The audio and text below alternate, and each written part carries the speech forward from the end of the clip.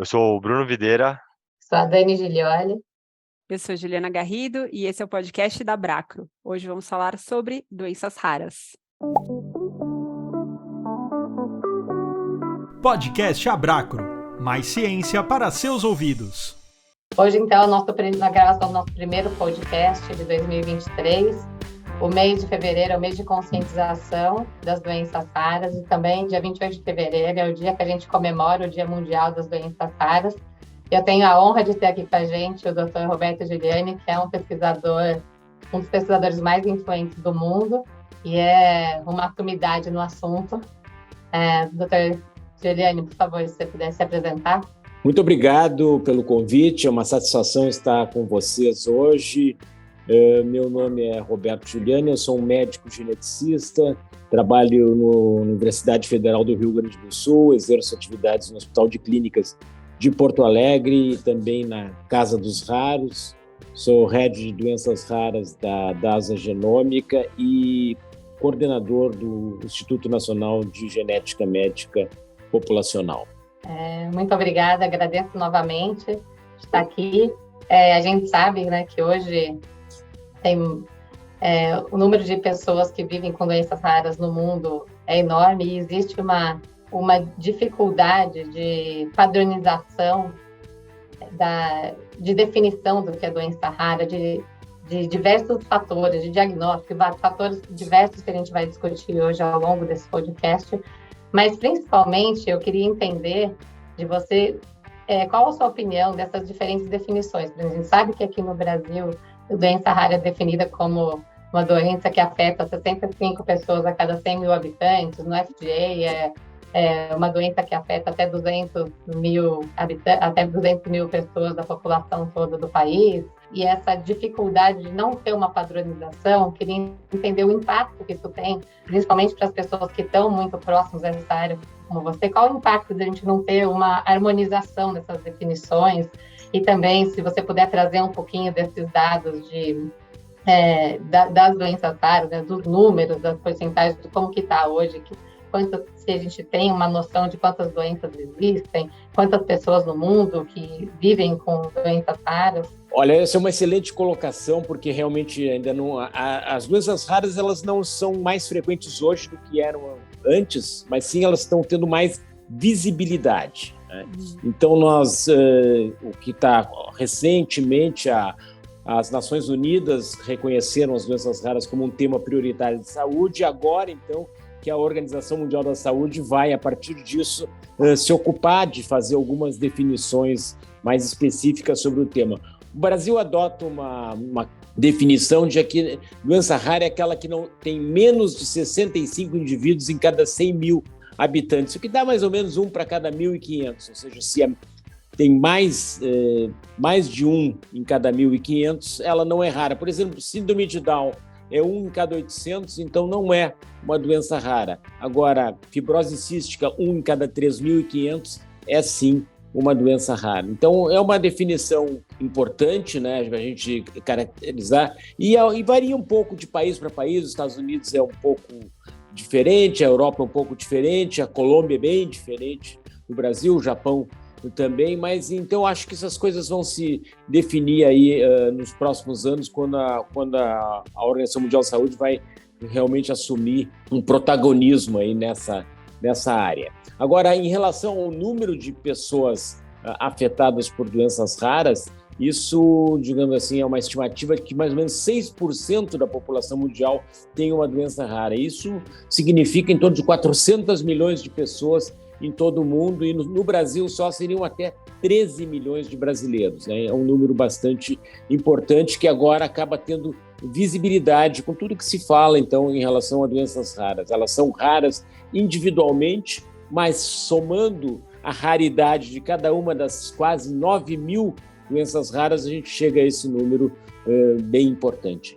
Oi, eu sou Juliana Garrido. Obrigada por estar aqui no nosso podcast, Dr. Roberto. E eu ia fazer exatamente a pergunta que o senhor respondeu, na verdade. São 9 mil, então, doenças raras, diagnósticos. Aí, quando a gente faz a conta de quantas pessoas tem cada uma delas, a gente soma 6% da população brasileira. Então, acaba sendo um número bem significativo, né, de pessoas com diagnóstico de cada uma dessas 9 mil doenças raras, né? Exatamente, esse que elas são raras individualmente, mas quando soma a raridade com a raridade com a raridade, no final um número que impacta aí. E quando a gente diz assim, 13 milhões de brasileiros, mas são só os pacientes, aí tem os pais, tem os cuidadores, então envolve, né, um grupo bem mais significativo até quantitativamente. Gerenciar o tratamento dessas doenças raras geralmente já é um processo bem custoso, né? E quando a gente fala também dos tratamentos, das terapias novas que a gente tem, do que a gente tem em desenvolvimento, a gente fala de medicações que também têm um alto custo no desenvolvimento, né? Que acabam sendo medicações que têm um alto custo de desenvolvimento e que vão beneficiar, às vezes, um número pequeno de pessoas, porque não... Essas 9 mil doenças, cada uma tem seu tratamento, né? Não é um tratamento padrão, infelizmente, para todas essas 9 mil doenças, então acaba sendo bem complexo gerenciar isso. Como que a gente justifica, né, essa produção, o desenvolvimento? Esse é uma questão essa é uma questão bem importante, né? A questão do custo desses tratamentos, porque é praticamente o mesmo custo de desenvolver um tratamento para uma doença rara que afeta 200 pessoas em todo o mundo, do que desenvolver um tratamento para diabetes, ou para pressão alta, ou para colesterol aumentado, né? O custo de desenvolvimento é muito parecido, só que o número de pessoas que vai, digamos assim, pagar o remédio para depois usar é completamente diferente. Então, acaba tendo que, para a doença rara, o custo fica realmente muito alto, né? E isso é algo que tem que ser, de alguma maneira, abordado aí para se encontrar uma solução, talvez um consórcio de governos aí para tentar desenvolver em conjunto terapias que possam beneficiar os pacientes de seus países, é algo que precisa ser abordado. Por outro lado, o custo do paciente sem tratamento também é algo que precisa ser considerado. O paciente ele passa muitos anos para chegar a um diagnóstico. Nesse período ele faz tratamentos equivocados, ele faz hospitalizações desnecessárias, exames, uma quantidade enorme de exames aí que poderiam ter sido evitados. Então tem todo um custo para se chegar ao diagnóstico. Depois que chega ao diagnóstico, tem também aquela questão do manejo, da hospitalização, da cirurgia. Então tem todo um custo aí do paciente que não é tratado, que também às vezes tem que ser considerado. Então nós estamos desenvolvendo um trabalho nesse sentido, estimar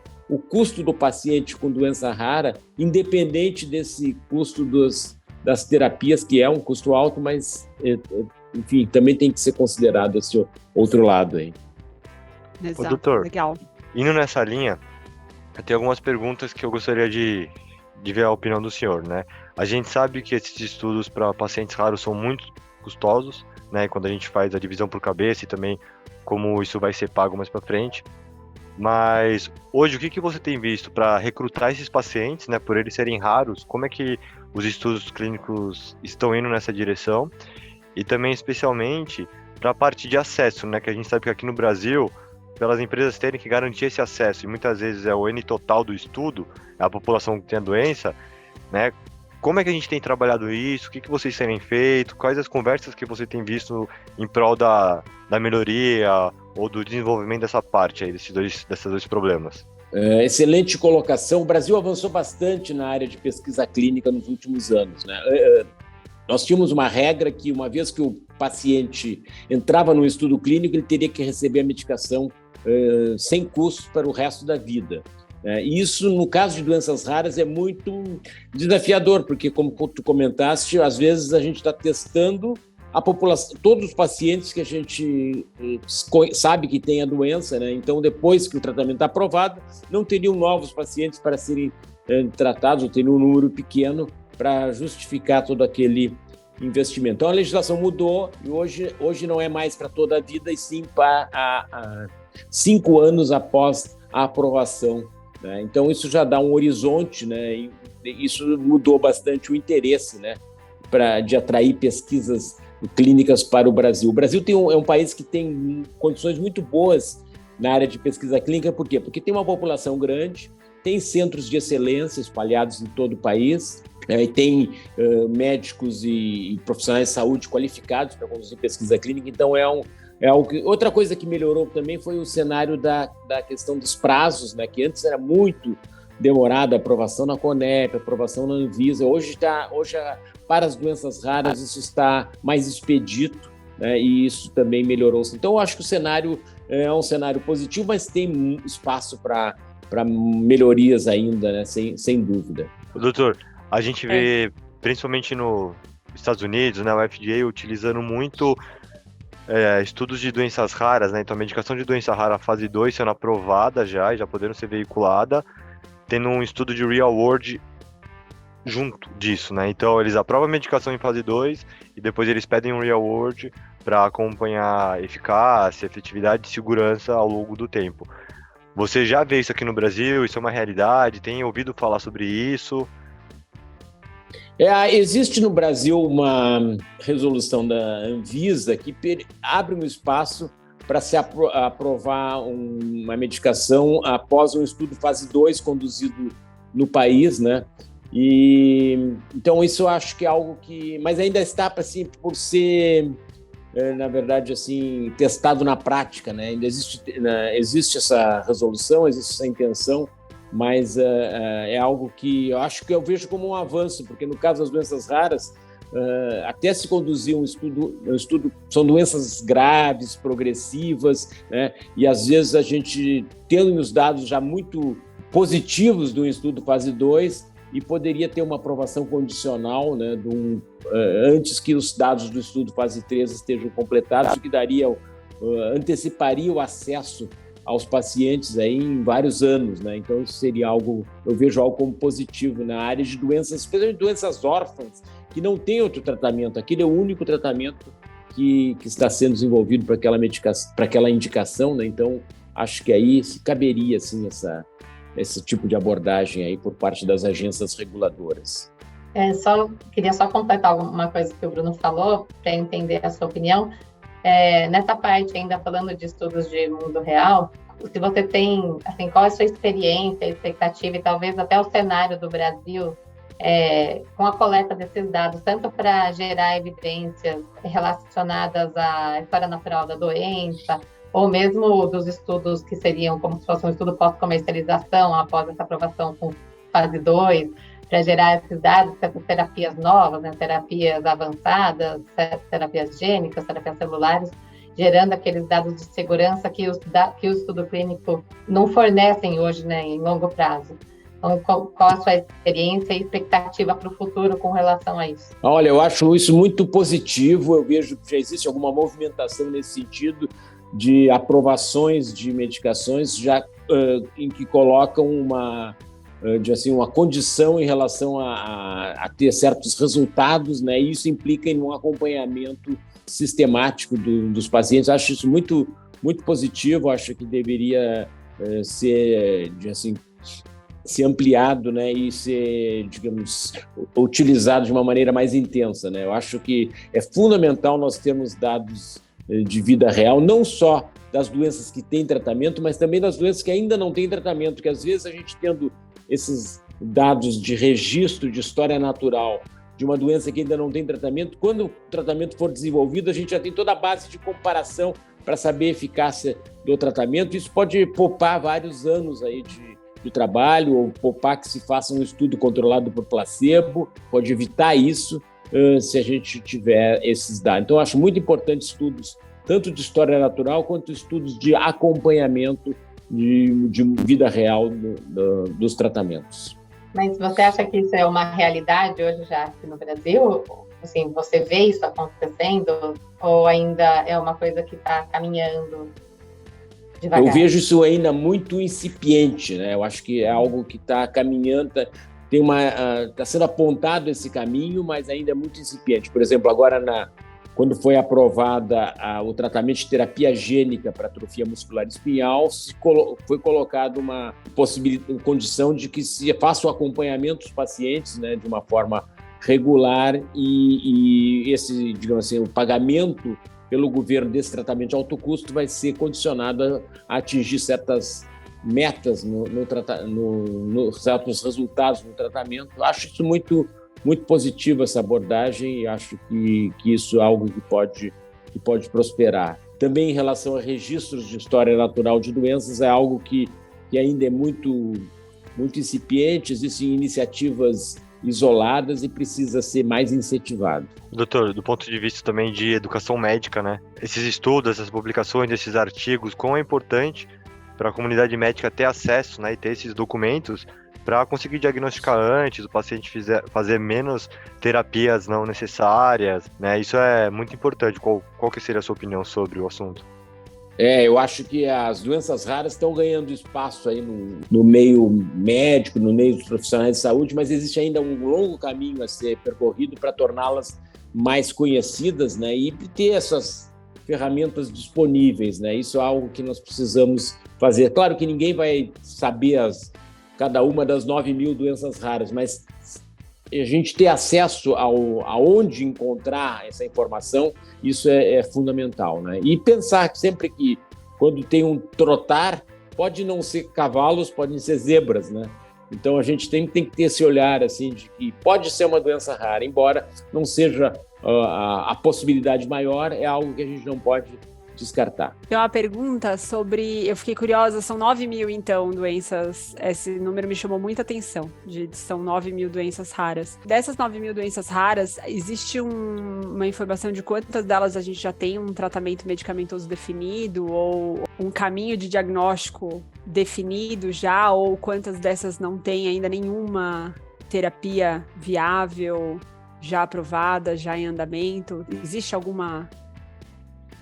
balanço disso? O número que se tem é em torno de 5 a 10% apenas tem um tratamento disponível, né? A grande maioria, ou seja, 90%, um pouco mais, ainda não tem uma terapia específica. Mas não quer dizer que não se tenha coisas a fazer.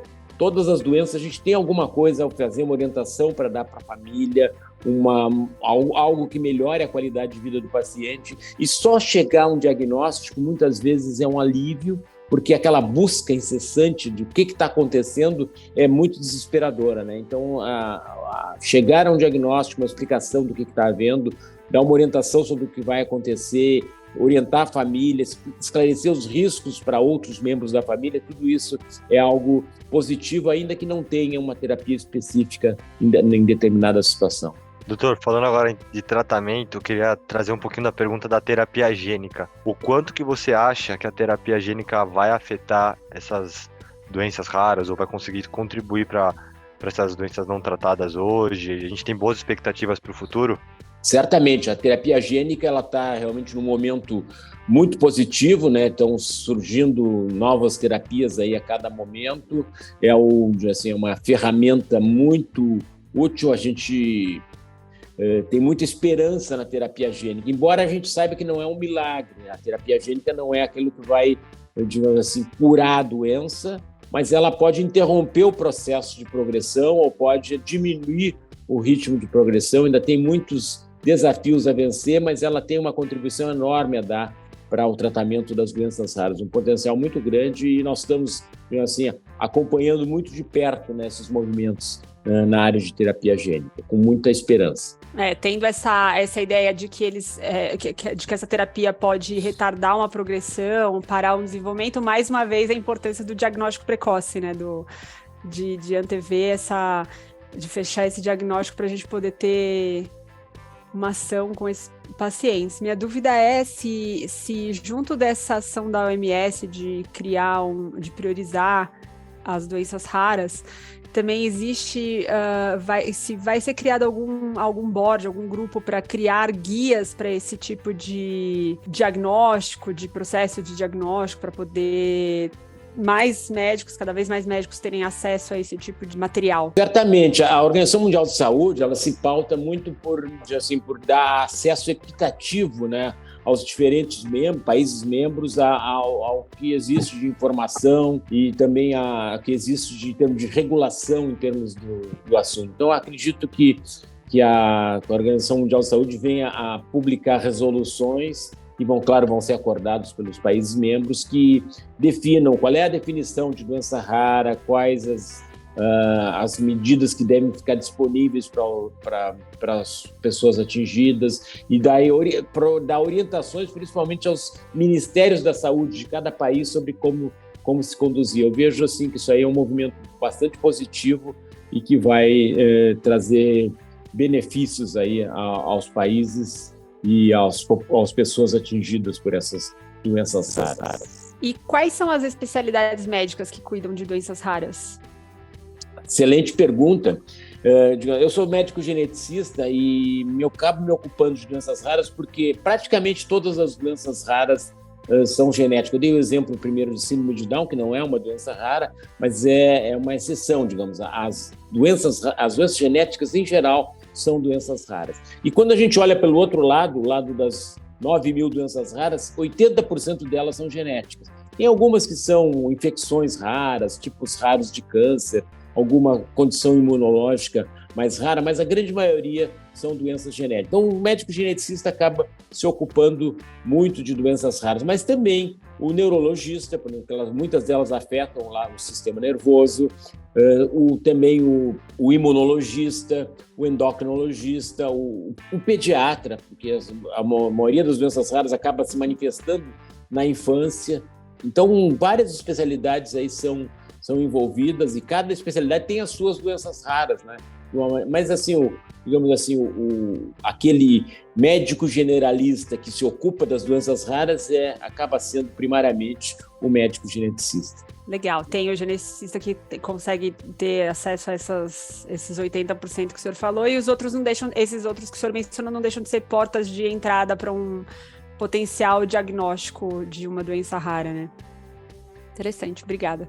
Só um último assunto, se a gente conseguir assim abordar, eu queria aproveitar, você mencionou na sua introdução que você é responsável pela Casa dos Raros, e aí eu queria entender a importância desse projeto, se você puder falar rapidamente, principalmente nessa parte de diagnóstico precoce, acesso ao tratamento, tanto da Casa dos Raros, como a gente sabe que vai ter o Hospital dos Raros, qual a importância desse tipo de projeto para o nosso país e principalmente para esses pacientes, para esses 13 milhões de pacientes do nosso país. Bom, eu trabalhando há mais de 40 anos aí nessa área de genética e doenças raras, eu me dei conta assim, que existe uma grande dificuldade dos pacientes de chegarem aos melhores locais de atendimento. Embora nós temos excelentes centros de referência em todo o país, é difícil para os pacientes chegarem, né, no sistema atual. Então, nós criamos há uns anos atrás o Instituto de Genética para Todos, justamente para promover o maior acesso dos pacientes ao diagnóstico e ao tratamento. Ao mesmo tempo, em São Paulo, uma associação de pacientes buscou o melhor atendimento possível aos pacientes com doenças raras, chama a Casa Hunter. Em determinado momento, o Instituto de Genética para Todos e a Casa Hunter se uniram para criar um terceiro projeto, que é o da Casa dos Raros. A Casa dos Raros é um centro de atendimento integral e treinamento em doenças raras. O objetivo da Casa dos Raros é basicamente encurtar a jornada do paciente até o diagnóstico e, uma vez que tem o diagnóstico, também dar o melhor plano de manejo possível para aquela condição. A Casa dos Raros não vai, digamos assim, se ocupar do tratamento a longo prazo do paciente. Ele vai chegar ao diagnóstico, estabelecer o plano de manejo e aí vai haver a segunda parte, o treinamento, vai capacitar a equipe de saúde mais próxima da residência do paciente a fazer aquele tratamento a longo prazo. E, claro, a Casa dos Raros vai se ocupar de um segmento periódico para ver se está tudo correndo bem, se não tem novidades que possam mudar o plano de manejo. Então, essa é a ideia da Casa dos Raros, um centro especializado em doenças raras, é uma iniciativa pioneira, e em São Paulo já está se desenhando o segundo centro. O primeiro centro é essa unidade piloto em Porto Alegre, e o segundo centro já está sendo planejado, é um Hospital dos Raros, hospital que vai ser em São Paulo. E depois pretendemos ter outras unidades em várias regiões do país, formando uma rede de centros de doenças raras. Fantástico. Parabéns por Excelente, esse projeto. Muito obrigado. Doutor, a gente acabou o tempo aqui, mas acho que a gente poderia gravar até o próximo episódio na Casa dos Raros, porque a gente tem mais 1.200.000 perguntas para o senhor. Nossa, eu estou encantada com a Casa dos Raros. Vamos marcar um outro. Vamos. Hoje, realmente, eu estou alucinado. Vou sair daqui para uma reunião do Conselho da Casa dos Raros, que está começando já. O senhor quer deixar algum recado final, aproveitando esse encerramento? Eu acho que a grande mensagem é que nós podemos... Todo paciente com doença rara, ele tem uma possibilidade de obter assim, algo a mais em relação à sua qualidade de vida, e nós vamos buscar incessantemente, né, ajudar os pacientes com doenças raras e suas famílias, né, nesse sentido. Acho importante que se tenha uma atenção integral, ou seja, não só o viés de um médico geneticista, mas que tenha também o olhar do fisioterapeuta, do fonoaudiologista, do fonoaudiólogo, do psicólogo, e a gente tem esse olhar multidisciplinar, possa dar a melhor atenção possível e juntar isso de atendimento com pesquisa, com treinamento, com educação e tentar mudar o panorama, né, das doenças raras. E acho que nosso modelo aí pode ser interessante aí depois para ser adotado aí em escala mais ampla e quem sabe até por outros países, de uma vez que é um modelo pioneiro, né, esse que nós estamos começando aí com a Casa dos Raros. Sem dúvida. Certo, muito obrigada. A gente está honrado com a sua presença, muito obrigada. Obrigada, e parabéns por tudo que vocês fizeram até hoje, por construir a Casa dos Raros e por trazer esperança para tantos pacientes, para esses 13 milhões de pacientes no nosso país. Isso é importante, não perder a esperança nunca. Nós estamos todos juntos aí, profissionais de saúde, famílias, autoridades de saúde, indústria farmacêutica, todos têm que estar juntos aí nessa batalha aí, para vencer as doenças raras. Vamos conseguir. Obrigada, doutor. Foi super bacana esse papo, hein? Tô com a cabeça fervendo. Também. Doutor Me Roberto, sentindo a Nazaré Tedeschi com aqueles números na cabeça, sabe? As 9 mil doenças, só 5 mil tem tratamento. Exato, 5 mil tem tratamento. E assim... Não, 5 mil não, 5% tem tratamento. 5% tem tratamento, exato, obrigada. Eu tava aí agora pensando na incidência da doença na população, porque assim, para ser doença rara no Brasil, é uma a cada 1.500, um caso em cada 1.500 pessoas, certo? Mil e pouquinho, 1.350 talvez. São 9 mil doenças, e isso dá uma em cada 20 pessoas, ou seja, todo mundo conhece algum raro. O raro é super populoso, se a gente for pensar por esse caminho. Se for juntar todos os raros, é uma população enorme. E como é difícil você criar tratamentos específicos para isso, mas achei super legal o papo de terapia gênica, achei bem bacana a questão da importância do diagnóstico. E o doutor falando, né, que eles se uniram, estão fazendo uma força-tarefa, as terapias gênicas chegando aí, toda essa estrutura de Casa dos Raros, dos médicos sendo treinados, a importância de ter estudos e publicações para a gente realmente ter conhecimento, para disseminar o conhecimento, e aí a gente consegue linkar, né, entender como é que esse paciente é caro quando ele não está diagnosticado, o custo de fazer diversas terapias, o custo de passar em vários médicos, a família fica desesperada, às vezes a família mora num lugar muito longe, tem que pagar passagem. Então, quanto mais educação médica, mais artigos, mais publicação, mais incentivo a esse tipo de doença, né? Olhar, bom, a gente tá falando uma doença rara, mas quando a gente pensa em 9 mil doenças raras, né? Uma pessoa a cada 20 tem dessa doença, então olha pro lado. 13 milhões de pessoas, né? Então, Sim. o que o governo tem que olhar e falar assim, bom, beleza, eu não tenho que pensar numa doença, eu tenho que pensar nas doenças raras, e o custo que isso está atrelando ao meu sistema único de saúde, e de como é que a gente trata. E aí entra naquelas contas de farmacoeconomia, né? Bom, é mais fácil tratar a doença ou deixar o paciente rodando aí vários e vários anos até entender o que ele tem, quanto que isso é custoso, quanto que isso não é. Então, quando a gente tentar entender isso, e até a farma olha isso, o governo olha isso, a gente vai entender, né? Isso já está sendo feito, né? O quão relevantes são esses pacientes, o custo disso e o como que a gente tem que focar neles mesmo, né? Eu fiquei super curiosa com isso que ele falou, que eles já estão fazendo esse levantamento do quanto custa, quanto esse paciente custa, porque existe esse debate e até esse julgamento, né, da sociedade de quanto custa um tratamento para população tão pequena quando eles olham uma doença só, e não os 13 milhões de pacientes que hoje existem. E daí pensar que ninguém pensa do outro lado, quanto que esse paciente já custou até hoje, né? E quanto São que ele vai muitas variáveis da equação. sem esse tratamento, quanto que ele vai continuar custando. E eu fiquei também impressionada, né, pensando na força das associações, pensar assim, das associações dos pacientes e que a força de elas terem se unido e a associação ter levado isso adiante e pressionado tanto, né, tanto a Anvisa quanto o governo como um todo para criar, estabelecer essas regras e voltar a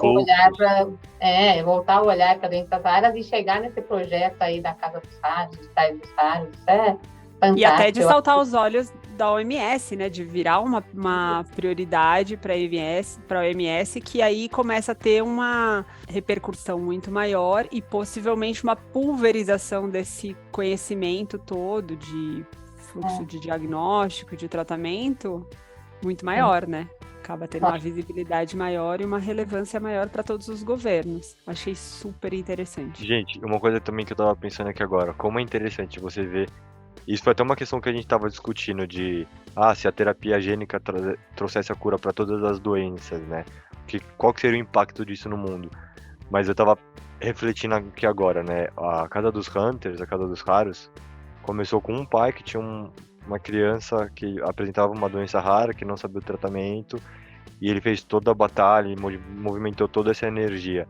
Mas a gente vê isso, é muito comum, né? Uma pessoa que tem um problema e faz toda uma movimentação que muda o mundo.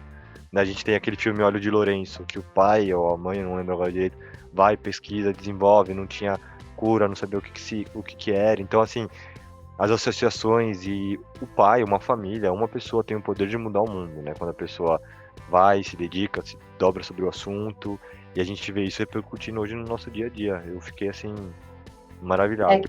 Eles se dedicam à causa e não só àquele paciente específico. Lógico que começa com aquilo, mas eles se dedicam, eles se entregam a essa causa, né? Com toda a força. Assim. E juntos eles vão se unindo e criaram essa corrente, essa força que coloca hoje a doença rara nesse destaque que ela está tendo e que assim seja, né? Que continue os investimentos. E muda o jogo, né?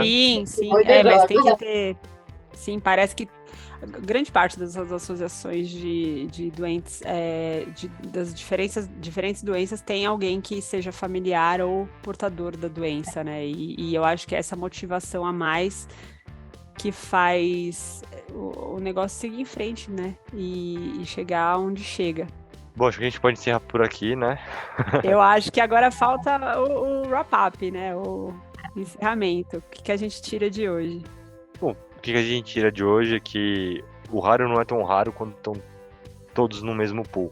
Então é muito importante os profissionais da saúde, os médicos, os governos pensarem e olharem de forma especial para essa população que antes estava tão esquecida e agora que eles se juntaram, estão conversando com uma única voz, estão fazendo muito barulho.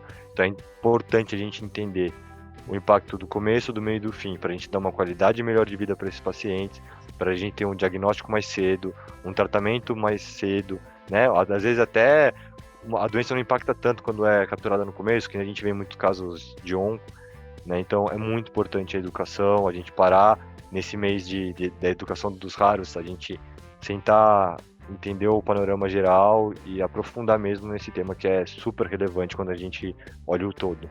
Disseminar o conhecimento, né? Não é uma população. Eu acho que é o principal.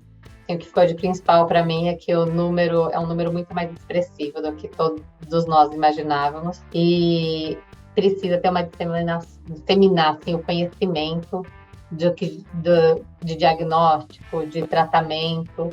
E quanto mais a gente conseguir fazer isso, né, o Brasil como um todo, mais os pacientes vão ter a ganhar, menor vai ser essa jornada e maior vai ser o impacto que a gente consegue fazer na vida desses pacientes. Então, foi muito boa essa conversa de hoje. Podcast Abracro. Mais ciência para seus ouvidos.